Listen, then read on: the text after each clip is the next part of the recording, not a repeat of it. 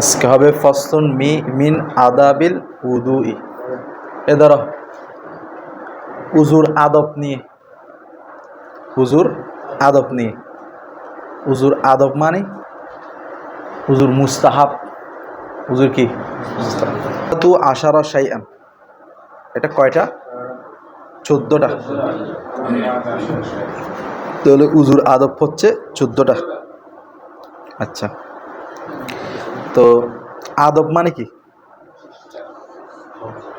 আবিধানিক অর্থ হচ্ছে ওয়াদুল আশিয়াই মাওদাআহা, কোন একটা বস্তুকে তার স্থানে রাখাকে কি বলে? আদব বলে। অথবা আল খাসলাতুল হামিদা, উত্তম চরিত্র, উত্তম খাসলত, প্রশংসনীয় খাসলত। হেদায়ার সরার মধ্যে এসেছে, এখানে আদাবুল উজু বলতে বোঝাচ্ছে হুয়া মা ফাআলাহু নবী সাল্লাল্লাহু আলাইহি ওয়াসাল্লাম মাররাতান আও মাররাতাইনি। আল্লাহর নবী সাল্লাল্লাহু আলাইহি ওয়াসাল্লাম যে কাজটা একবার অথবা দুইবার করেছেন, তবে এটা ধারাবাহিকভাবে করেননি। তবে এটার হুকুম হচ্ছে এই কাজটা করার মাধ্যমে কি হবে? সওয়াব পাওয়া যাবে। এই কাজগুলো করার দ্বারা কি পাওয়া যাবে?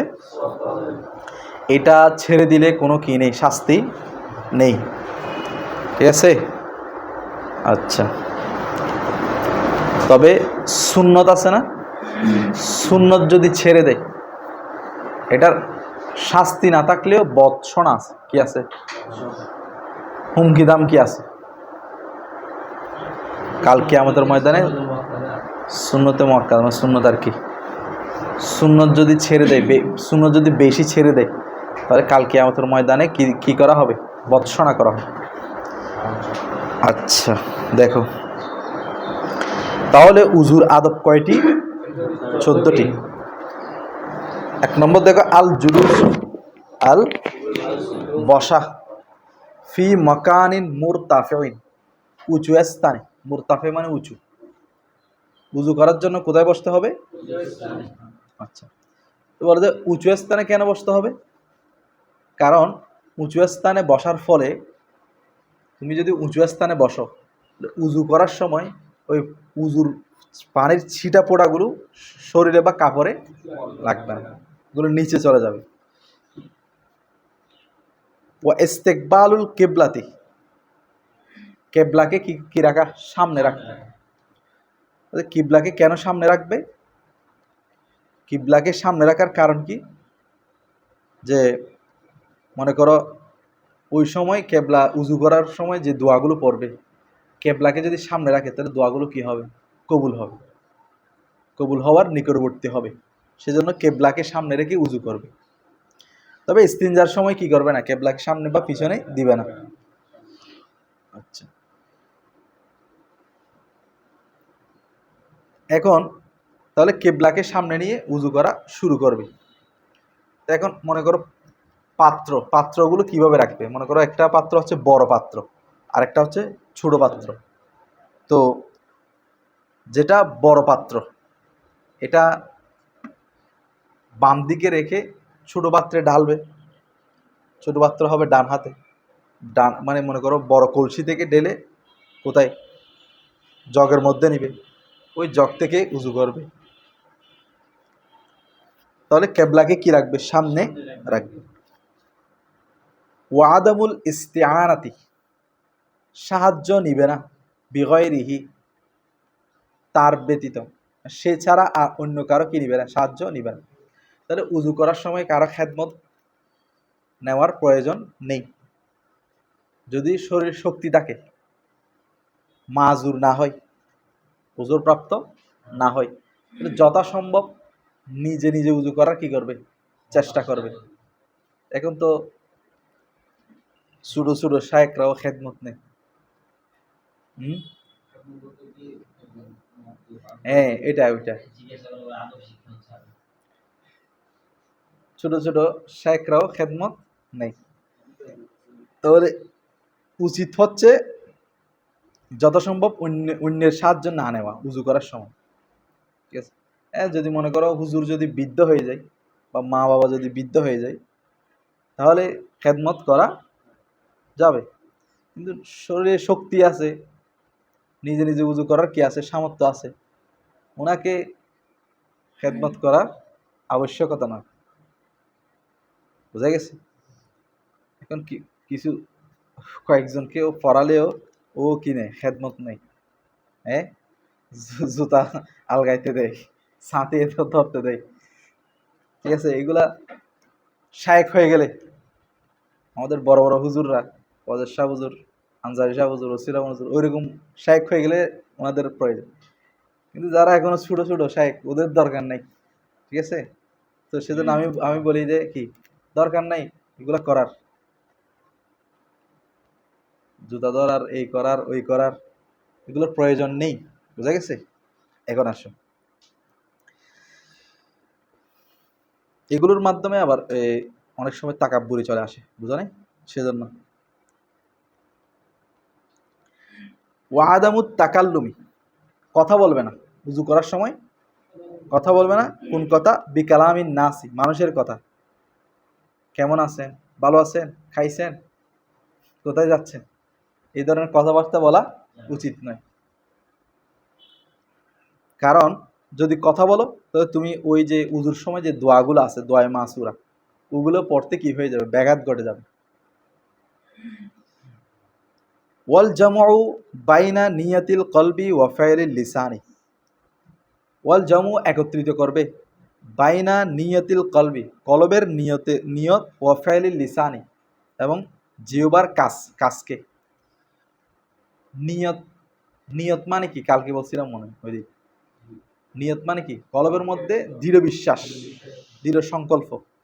তো ওই কলবের যে দৃঢ় সংকল্প আছে না, ওইটার সাথে লেসানের কাজ করবে। লিসান মানে জিহ্বার তালাফুস, উচ্চারণ করবে। আমি হুজুর কি করতেছি, নিয়ত করতেছি।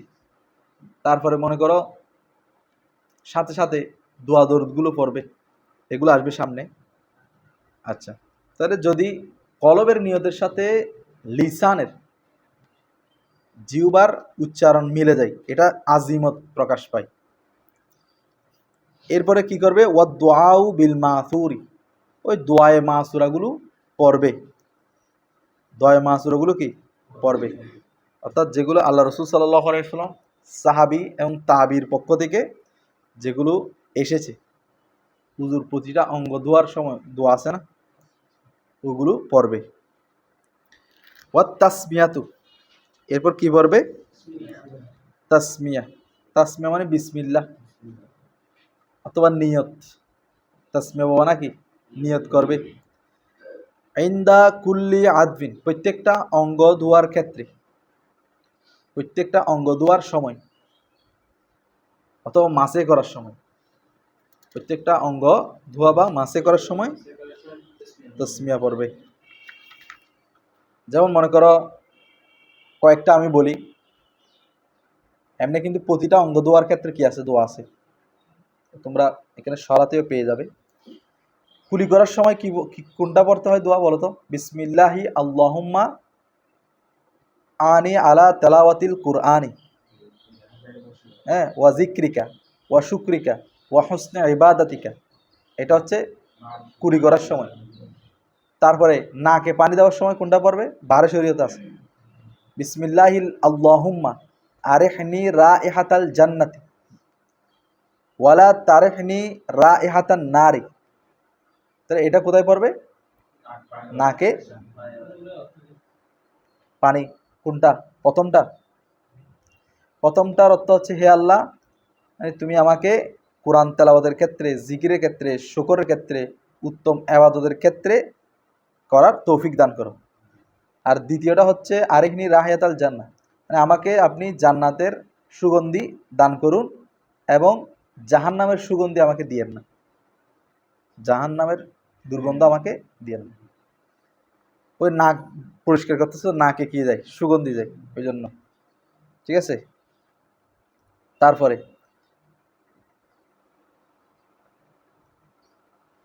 এটা তাওদি কিতাবের মধ্যে এগুলো বর্ণনা আছে। তাওদি একটা কিতাব আছে, ওইখানে মানে কোন অঙ্গ ধুইলে ধোয়ার সময় কোন দোয়া পড়তে হবে ওই বিষয়ে এখানে বিস্তারিত আছে। তুমি পাইছো? আচ্ছা বলিও। এরপর দেখো, এখন আসো, তাহলে প্রতিটা অঙ্গ দোয়ার কি আছে? দোয়া আছে, ঠিক আছে?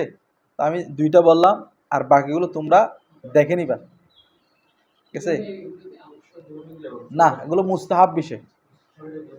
হ্যাঁ, গ্রুপের ছবি দিয়ে দিও, এগুলো হচ্ছে মুস্তাহাব বিষয়। এরপর দেখো, ওয়া এদখালু, প্রবেশ করাবে, খিনসিরাহু, খিন তার কনিষ্ঠ আঙ্গুল, এটা তার কনিষ্ঠ আঙ্গুল প্রবেশ করাবে, ফি সেমাগি উজনাইহি, সেমাক মানে ছিদ্র, উজনাইহি মানে তার দুই কান, তার দুই কানের ছিদ্রের মধ্যে কি প্রবেশ করানো?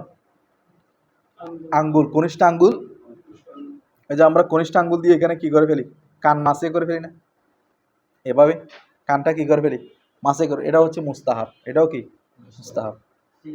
আচ্ছা, এরপর দেখো, ওয়া তাহরিকু, নড়াচড়া করবে, খ তামাহুল ওয়াসিউ, খ তামাহুল ওয়াসিউ, তার ডিলাডালা আংটিকে। যদি আংটি টাইট হয়, মনে করো তোমরা আংটি পরলে এটা যদি কি হয়? টাইট হয়, ওইটাকে খুলে ফেলতে হবে উজু করার সময়। আর যদি মনে করো আংটিটা একটু ঢিলাঢালা ওয়াসে, তাহলে এটাকে পানি প্রবেশ করিয়ে নড়াচড়া করতে হবে। তারপরে ওয়াল মাজ মাজাতু ওয়াল ইস্তিনশাকু, মাদ মাদাতু, মাদ মাদা মানে কি? কুলি করা। ওয়াল ইস্তিনশাকু, নাকে বিল ইয়াদিল ইউমনা, কি হাত দ্বারা দিবে? ডান হাত দ্বারা।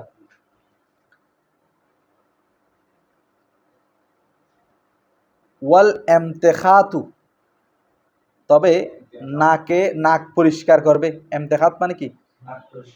বিল ইউসর, বাম হাত দ্বারা। তাহলে এমনি কুলি করার সময় এবং নাকে পানি দেওয়ার সময় ডান হাতে দিবে, কিন্তু নাকে পরিষ্কার করার সময়, নাকটা পরিষ্কার করার সময় কোন হাত ব্যবহার করবে? বাম হাত। ওয়াত তাওয়াদ্দু, উজু করবে, ক্বাবলা দুখুলিল ওয়াক্তি, ওয়াক্ত প্রবেশ করার পূর্বে। উজু করা ক্বাবলা দুখুলিল ওয়াক্তি, উজু প্রবেশ করার পূর্বে। অর্থাৎ তোমার মনে করো জোহরের ওয়াক্ত 12টা বা 12:30, তুমি কি করছো? 11টা বাজে কি করে ফেলবে? উজু করে ফেলবে। মানে ওয়াক্ত প্রবেশ করার আগে তুমি উজু করে রেডি থাকবে, এটা মুস্তাহাব আর কি। এটা কি মুস্তাহাব? লিগাইরিল মাজুরি, মাজুরের ছাড়া। কারণ মাজুরের জন্য হচ্ছে ওয়াক্ত শুরু হয় কখন? ইয়া, ওর ওয়াক্ত যখন শুরু হয় তখন উজু করতে হবে। কেন? কারণ ওয়াক্ত চলে গেলে ওর উজু ভেঙে যায়। এখানে মাজুর বলতে কোনগুলো?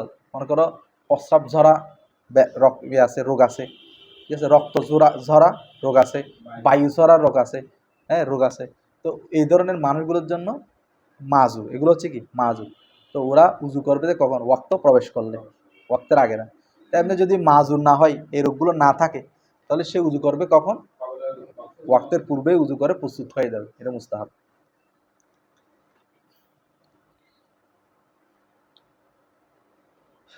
তাহলে আমাদের মতে হচ্ছে ওয়াক্ত যদি বের হয়ে যায়, তাহলে ওই মাজুর ব্যক্তির উজু কি হয়ে যাবে? ভেঙে যাবে। কিন্তু ইমাম জুফর এই ব্যাপারে বলেন যে ওয়াক্ত চলে গেলে উজু ভাঙবে না, বরং ওয়াক্ত যখন শুরু হবে, ওয়াক্ত যখন প্রবেশ করবে, ওয়াক্ত আরেকটা যখন প্রবেশ করবে তখন কি ভাঙবে? যে উজু ভাঙবে।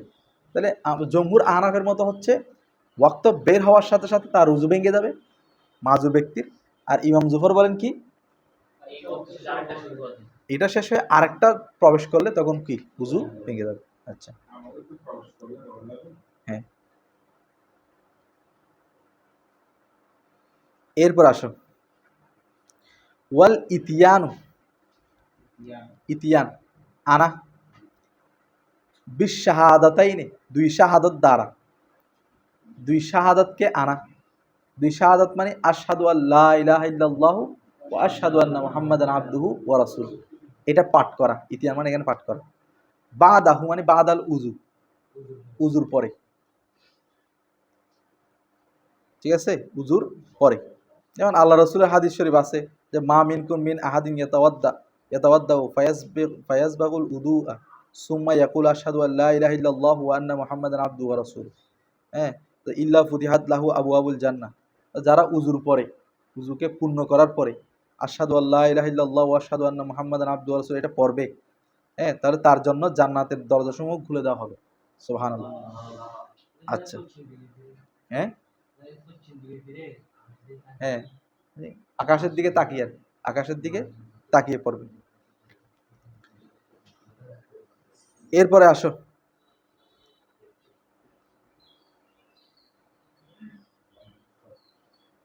এরপরে উজুর পরে আরেকটা দোয়া আছে। উজু শেষ করার পরে 2 শাহাদাত তো পাঠ করবে। এরপর আরেকটা দোয়া আছে, সেটা পাঠ করবে। সেটা হচ্ছে কি, কোনটা বলো তো? সুবহানাকাল্লাহুম্মা, সবাই সুবহানাকাল্লাহুম্মা ওয়া বিহামদিকা আশহাদু আল্লা ইলাহা ইল্লা আনতা আস্তাগফিরুকা ওয়া আতুবু ইলাইকা। তাহলে না, এটা হচ্ছে ওই উজু শেষ করার পরে দোয়া, শাহাদাতের পরে এটা পাঠ করবে। বা এটা পাঠ করলে এখানে তো শাহাদাত আছে, এখানে শাহাদাতও আছে, একসাথে আদায় হয়ে যাবে।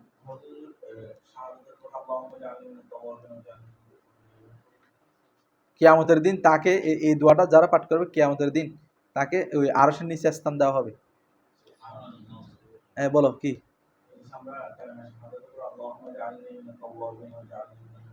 এটাও পড়া যাবে, যে কোনো দোয়া পড়ো, সবগুলো দোয়ার কি আছে, ফজিলত আছে। আচ্ছা, এরপর আসো, এরপরে ওয়াইন ইয়াশরাবা, ওয়াইন পান করা, মিন ফাজলিল উদুই, মিন ফাজলিল উজুর অতিরিক্ত অংশ, মানে পানি আর কি, যেগুলো অবশিষ্ট অংশ রয়েছে সেগুলো পান করা, ক ইমান, দাঁড়িয়ে, কেবলাকে সামনে নিয়ে দাঁড়িয়ে পান করা।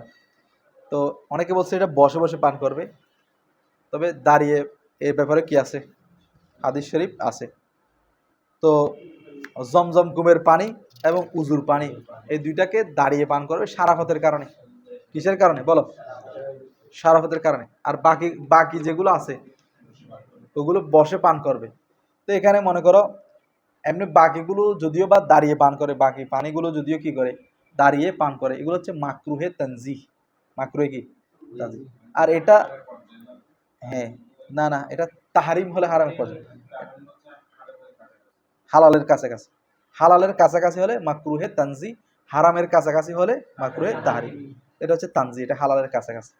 তো এটা মূলত দিনীগত কারণে মানে হয়নি, মাকরু হয়নি। মূলত এটা হচ্ছে তিব্বি বিষয়, মানে চিকিৎসার কারণে, চিকিৎসা শাস্ত্রের কারণে কি হয়েছে। আল্লাহ রসুল তো সবচেয়ে বড় চিকিৎসক না, তো উনি তো জানতেন যে দাঁড়িয়ে পান করলে কি শরীরের ক্ষতি আছে। তো ওই শরীরের ক্ষতির দিকটা বিবেচনা করে এটা মাকরুহে তানজিহ করা হয়েছে, না এমনি দিনই কোনো এটা কি নেই, অসুবিধা নেই। তাহলে দাঁড়িয়ে পানি পান করবে, উজুর পানি। ও আই ইয়াকুলা, ওই তো তুমি যেটা বলছো সেটা আসতেছে, বলবে আল্লাহুম্মা জাআলনি মিনাত তাওয়াবিনা, হ্যাঁ, হে আল্লাহ আমাদেরকে তওবাকারীদের অন্তর্ভুক্ত করেন। হ্যাঁ, তারপরে ওয়া জাআলনি মিনাত মুতাতাহহিরিনা, এবং আমাদেরকে পবিত্রকারীদের অন্তর্ভুক্ত করেন। আচ্ছা, তাহলে মনে করো উজু করার মাধ্যমে শেষে বলবে। আচ্ছা, এই দোয়াটার কি, মানে উদ্দেশ্য কি, ফজিলত কি? দেখো, তওবাকারীদের অন্তর্ভুক্ত করতেছে। তাহলে তুমি মনে করো উজু করবে, উজু করার পরে নামাজ কালাম পড়বে, তসবিহ তাহলিল পড়বে। তো এগুলো করার মাধ্যমে তোমার ওই নফসটা কি হয়ে যাবে, পরিষ্কার হয়ে যাবে। নফস যদি পরিষ্কার হয়ে যায়, তুমি মনে করো তওবাকারীদের অন্তর্ভুক্ত হয়ে যাবে। আল্লাহ তোমার কি করবেন, তওবা কবুল করবেন। আর আল্লাহ তাআলা তওবাকারীদের কি করেন, গুনাহ করার সাথে সাথে তওবা করে ফেলবেন। ইন্নাল্লাহা ইউহিব্বুল তাওয়াবিন ওয়া ইউহিব্বুল মুতাতাহহিরিন, আছে না? তাহলে একসাথে দোয়াটার সাথে মিলে যাচ্ছে তো, আল্লাহুম্মা জাআলনি মিনাত তাওয়াবিন ওয়া জাআলনি মিনাল মুতাতাহহিরিন। আর মুতাহহিরিন, মনে করো তুমি যে উজু করছো, মুতাতাহহিরিন, তুমি যে উজু করছো, তোমার শরীর কি হয়ে গেছে, পরিষ্কার হয়ে গেছে। তো তুমি তহের হয়ে গেছো কিনা, পবিত্রদের অন্তর্ভুক্ত হয়ে গেছো, তুমি পাক হয়ে গেছো। এরপরে মনে করো তুমি যে নামাজ পড়বে, তোমার জিকির আজকারের কারণে, দোয়া দরুদের কারণে, সূরা কেরাতের কারণে তোমার কলব কি হয়ে যাবে, পরিষ্কার হয়ে যাবে, দুটোটা একসাথে। আচ্ছা, যাই হোক, এতটুকু হচ্ছে, এই 14টা হচ্ছে কি আদব, মানে মুস্তাহাব আর কি, উজুর মুস্তাহাব। তো এছাড়াও আমরা কিছু মুস্তাহাব বিষয় বলতে পারি। দেখো, এছাড়াও আরো কিছু আমরা মুস্তাহাব দেখতে পাই। যেমন ধরো, মনে করো চুলাতে চুলা থেকে গরম গরম পানি দ্বারা উজু না করা, একদম গরম গরম পানি দ্বারা কি না করা, উজু না করা। কারণ তুমি যদি একদম গরম গরম পানি দ্বারা উজু করো, তাহলে তোমার কুষ্ঠরোগ হওয়ার কি আছে, সম্ভাবনা আছে। আচ্ছা, এরপরে আরেকটা মুস্তাহাব বিষয় হচ্ছে, তুমি যখন মুখ ধুইবা, কি ধুইবা, মুখ ধুইবা, মুখ ধোয়ার সময় তোমার ওই মুখের মধ্যে পানি জোরে মারবা না, আস্তে আস্তে মারবা, কোমল কোমল ভাবে, হ্যাঁ আলতো করে। কারণ এ জোরে পানি মারার কারণে চেহারার কি হতে পারে, ক্ষতি হতে পারে। এটাও একটা মুস্তাহাব। ঠিক আছে। আচ্ছা।